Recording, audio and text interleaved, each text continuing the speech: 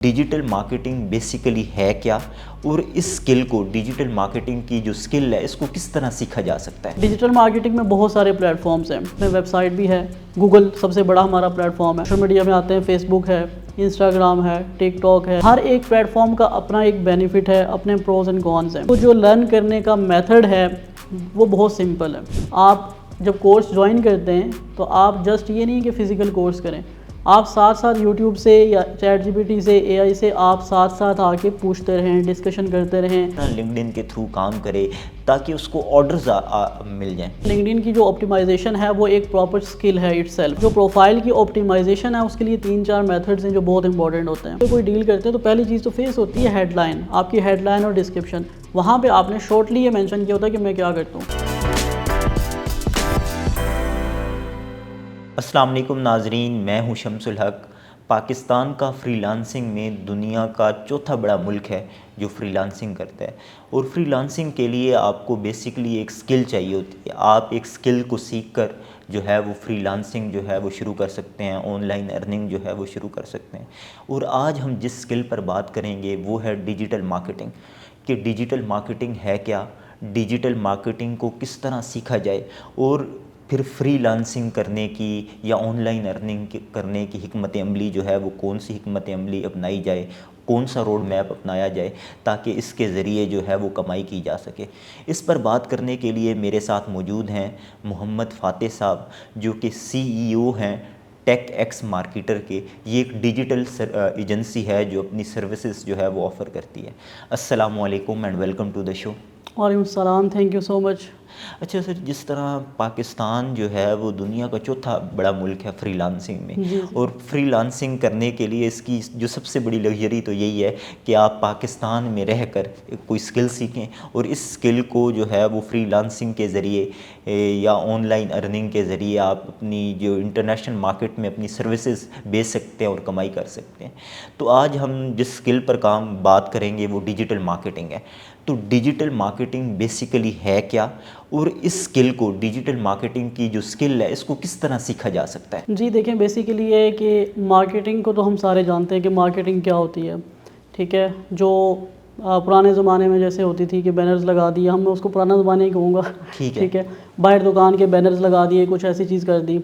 अब देखें, एक बैनर लगा हुआ दुकान के बाहर तो रोज़ उसको कितने लोग देख रहे हैं गुजरते हुए, लेकिन इस चीज़ का चेक एंड बैलेंस कोई कर सकता है कितने लोगों ने देखा है बैनर को, या देख के कितने लोग कन्वर्ट हुए?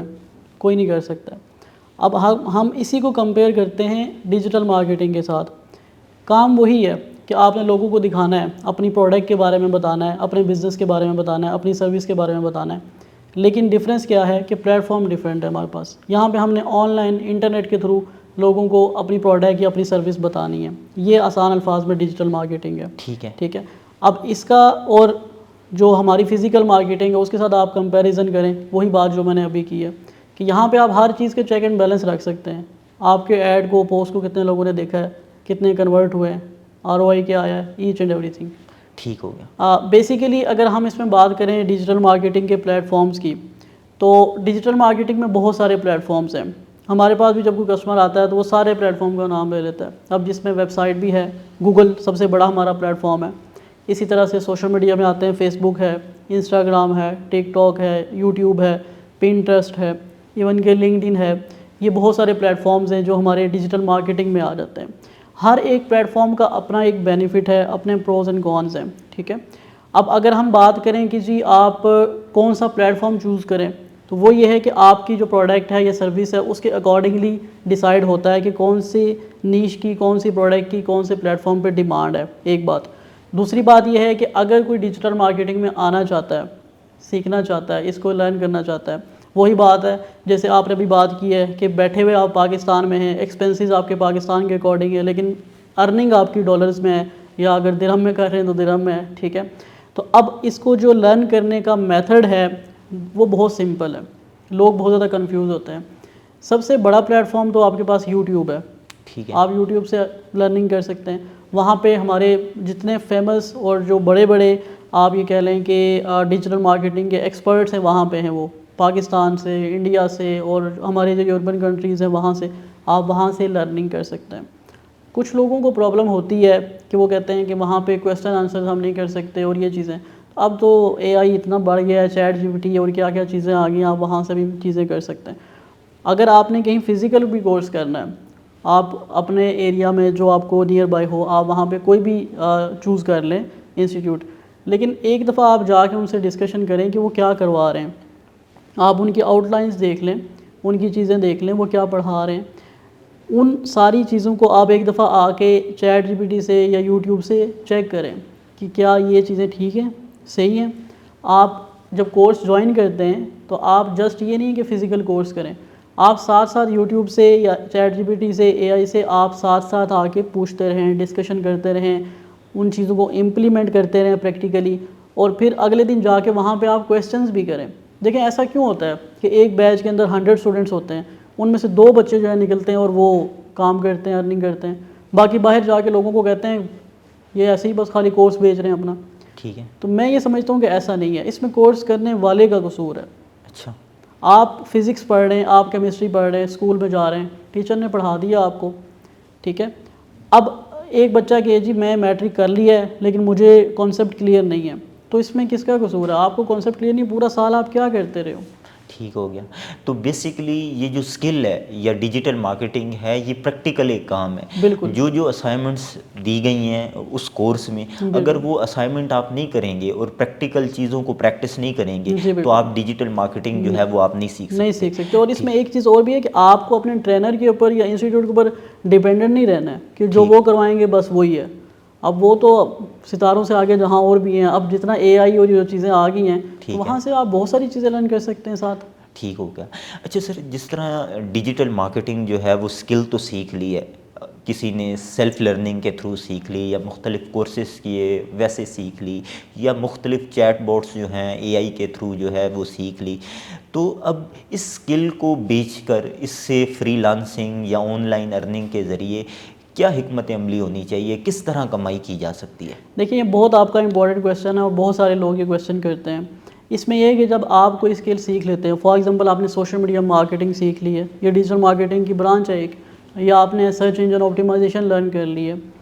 अब आपने करना यह है कि आपने एक रोड मैप बनाना है कि मैंने इससे अर्निंग कैसे करनी है। अब वो रोड मैप ये है कि आप सबसे पहले तो प्लेटफॉर्म डिसाइड करेंगे कि मैंने कौन से प्लेटफॉर्म पर जाके काम करना है, अर्निंग करनी है। लोग ऐसा करते हैं कि वो फाइवर पे भी बना लेते हैं, अपवर्क पे भी अकाउंट बना लेते हैं, लिंक्डइन पे भी आ जाते हैं, सारे प्लेटफॉर्म्स के ऊपर बना लिए अकाउंट्स और फिर सो जाते हैं ठीक कि है। भाई ऑर्डर खुद ही आएगा। अब ऐसा तो नहीं ना होता है। आप किसी प्लेटफॉर्म को चूज़ करते हैं, आपने उस पर एक्टिव रहना है, वर्क करना है।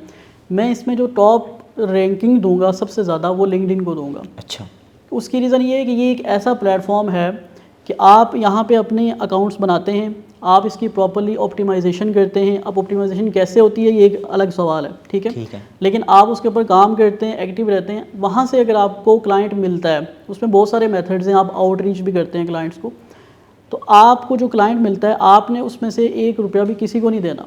आपसे लिंक्डइन ये नहीं कहता कि इतने % मुझे पैसे चाहिए। जैसे फाइवर है या अपवर्क है, वहाँ पे कॉन्ट्रैक्ट होता है तो वो अपनी फ़ी रखते हैं। ऐसा यहाँ पे कुछ भी नहीं है। ठीक है। आपका क्लाइंट के साथ ट्रस्ट बिल्डअप होता है किस बेस पे? आपकी प्रोफाइल की बेस पे। आपकी जैसी प्रोफाइल है, जैसे आपके कनेक्शंस हैं, उसकी बेस पे आपका ट्रस्ट बिल्डअप हो जाएगा। और उसके बाद जब आपका क्लाइंट के साथ कॉन्ट्रैक्ट होगा तो वो पेमेंट आपके अकाउंट में आएगी, किसी थर्ड पार्टी को नहीं देनी आपने। ठीक है। एक तो ये चीज़ है। उसके साथ बहुत सारे मेथड्स हैं, फेसबुक और इंस्टाग्राम है। कितने ही ऐसे लोग हैं जो वहाँ से अर्निंग कर रहे हैं क्लाइंट्स को आउटरीच करके। ठीक हो गया। ठीक है, तो ये इस तरह से हम कर सकते हैं इसको। ठीक हो गया।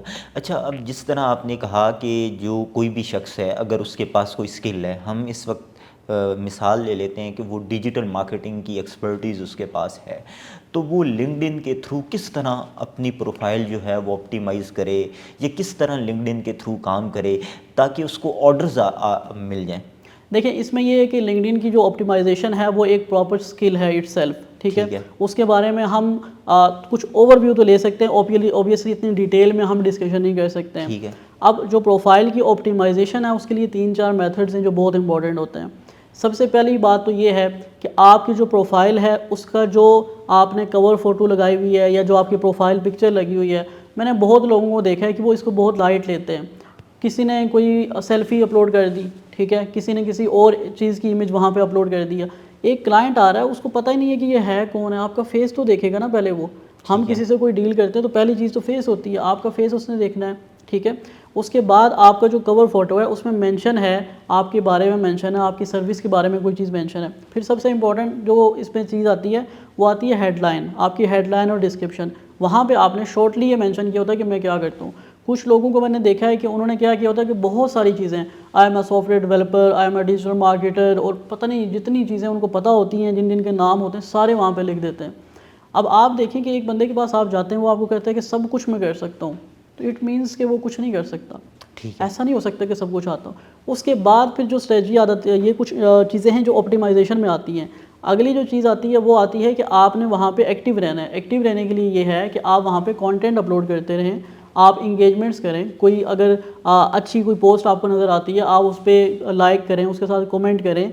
वहाँ पे जो बिज़नेस ओनर्स बैठे हुए हैं उनके साथ आप कनेक्शंस बनाएं, उनके साथ आपकी डिस्कशंस होती हैं, आप कनेक्शन बनाते हैं तो उसमें नोट होता है, कनेक्शन नोट आप बेचते हैं। किसी की एनिवर्सरी है तो वहाँ पे लिंक्डइन ऑप्शन दे देता है कि आप उसको विश कर सकते हैं।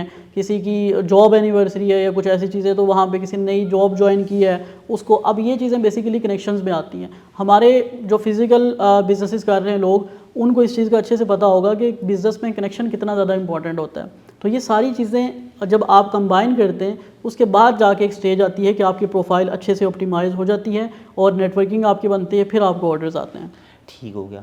अच्छा सर, जिस तरह मुख्तलिफ बिजनेसेस होते हैं और अगर उनकी जो सेल्स हैं वो सेल्स जो हैं वो नहीं हो रही, तो एक डिजिटल मार्केटर, आप ट्रेनर भी हैं, एक्सपर्ट भी हैं, डिजिटल मार्केटिंग की सर्विसेज भी जो है वो आप देते हैं, तो वो किस तरह अपनी सेल्स को बढ़ा सकते हैं डिजिटल मार्केटिंग के थ्रू?